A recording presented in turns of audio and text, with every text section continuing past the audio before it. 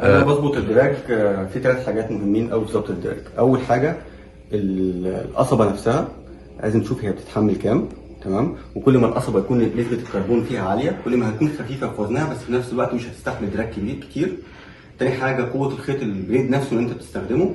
تالت حاجه وزنك انت شخصيا وتعاملك مع السمك وخبرتك. تمام. فانا مثلا بظبط الدراج بتاعي من 5 ل 8، بيبقى رينج كده. طيب نشوف كده يا كابتن. يلا.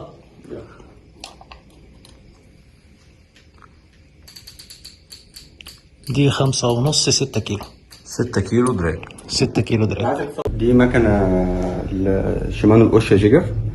معلومه ليكم يا شباب، شركه شيمانو او الشركات عامه بتاعت الادوات الصيد خصوصا المكاين، لما بتكتب في المواصفات بتاعتها ان دراجها مثلا 9 كيلو او دراجها 25 او دراجها 30، فالكلام ده بيتحسب على لما تكون البقره نصها بس مليان، لان في حاجه اسمها معادله اسمها ذراع العزم.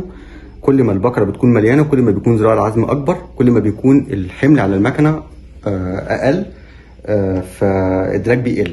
وكل ما الخيط يتسحب من المكنه وكل ما المكنه يقل من عليها الخيط الدراج بيزيد. خلينا نشوف المثال. انا بالنسبه لي دي المكنه الاوشا جيجر ال 2000، ادي الدراج بتاعها على الاخر. دي مفيش فيها تاني. كام؟ 10 كيلو. ماكس دراج بتاعها 10 كيلو. خلينا نجربها مع بعض ونشوف هتجيب دراج كام. طبعا احنا كده محملين بس على اللاين على الخيط. خاطر ده عود لايت فطبعا مش هقدر اكسره. شايف؟ خلاص هي 7 كيلو. 7 كيلو. 7 كيلو بالظبط. فدي معلومه للناس عشان تبقى عارفاها، ان الماكس دراج مش اللي بيتكتب على المكن مش هو اللي بيبقى الواقعي الحقيقي، لانه الدراج نفسه بيتغير حسب كميه الخيط الموجود على المكنه. ومعلومه تانية يا شباب عشان الناس اللي بتبقى بتقول انا بشتغل دراج 20 و25 والكلام ده كله، دراج 7 كيلو ودراج 5 كيلو معقول جدا كويس جدا يقدر يوقف لك سمك. الدراج اللي بيحتاجوه 15 كيلو وال 20 كيلو بيستخدموا ستيل 30,000 عشان البلوفين تونه والسمك اللي هو بنتكلم فوق ال 100 كيلو.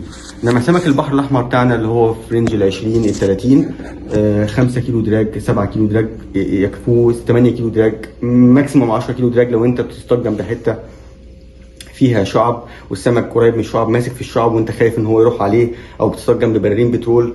انما اكتر من كده انت بتتعب نفسك وهتضيع متعه الصيد. هتلاقي نفسك انت بقيت تعبان وانت بتصطاد، طاقتك بتروح، مش هتعرف تكمل يوم الصيد كامل معاك.